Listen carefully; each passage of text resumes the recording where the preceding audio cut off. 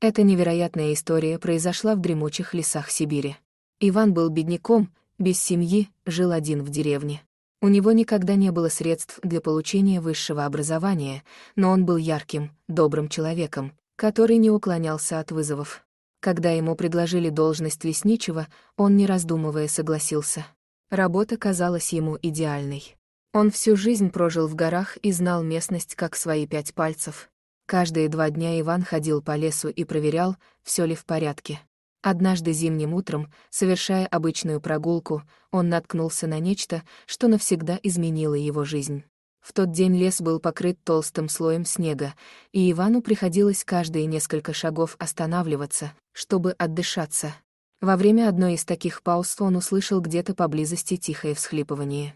Он сделал паузу и попытался точно определить местонахождение шума. Но стоило ему сделать малейшее движение, как хныканье внезапно прекратилось. Иван думал, что у него галлюцинации и он слышит несуществующие вещи. Но как только он собирался продолжить свой путь, он услышал это снова. На этот раз он смог определить местонахождение звука рядом с кустом перед ним. Он осторожно подошел на звук и увидел торчащую из снега голову. Это был тигренок. Животное плакало и трясло головой, стряхивая снег.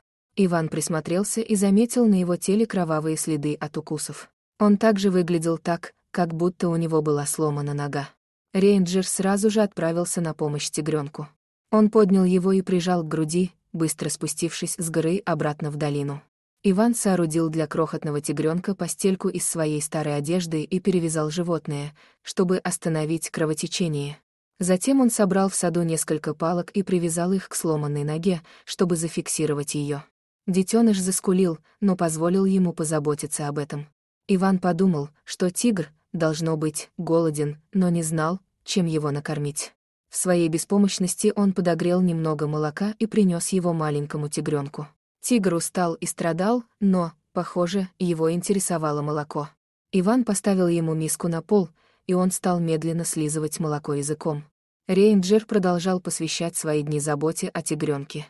Мужчина спросил, чем кормить животное, и детеныш с каждым днем становился все больше и больше.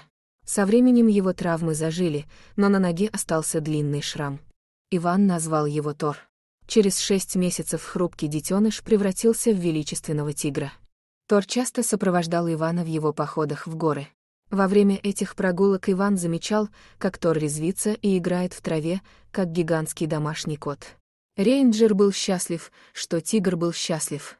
Однако Рейнджер знал, что Тор все же дикое животное и не создан для жизни в неволе.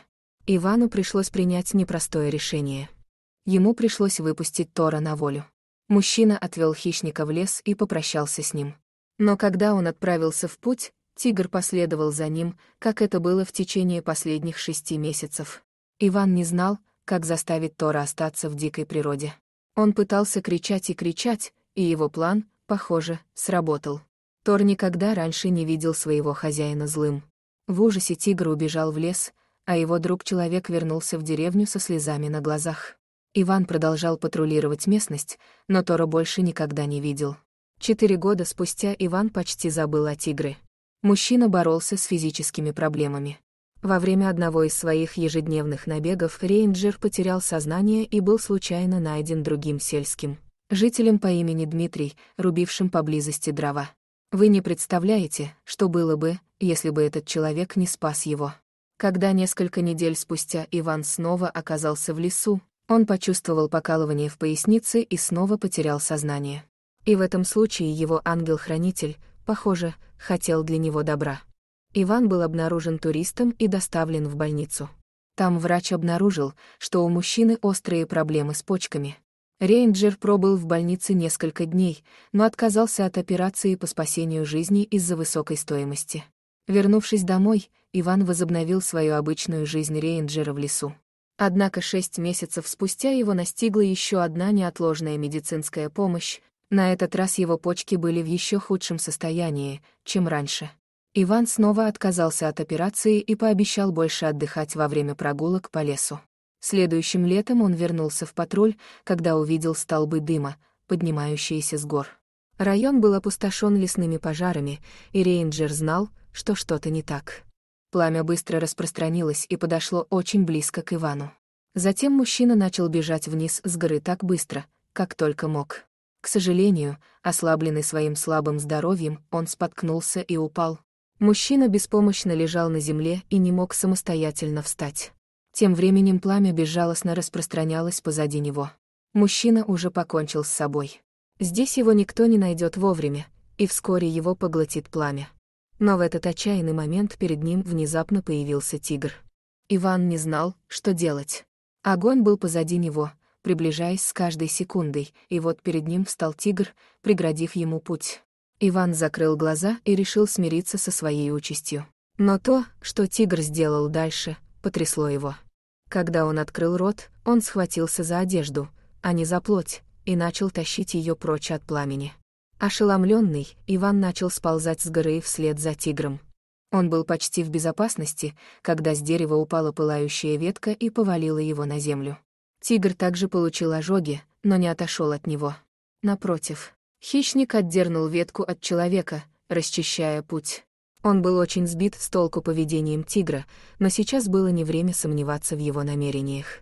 Тор привел его домой, и когда он убедился, что человек в безопасности, он нежно потерся своим телом о ноги человека.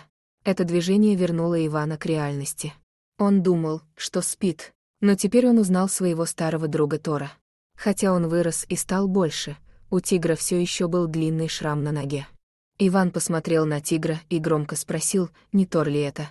Услышав свое имя, он посмотрел на него и издал долгий рев одобрения. Однако через несколько минут тигр вернулся в лес. Иван отчаянно хотел, чтобы его старый друг остался с ним еще немного, но животное теперь знало свое место в мире и вернулось в свою естественную среду обитания. Животные, какие же они умные и запоминающие добро, согласны с нами. Пишите свои комментарии, ставьте лайки и подписывайтесь на наш канал.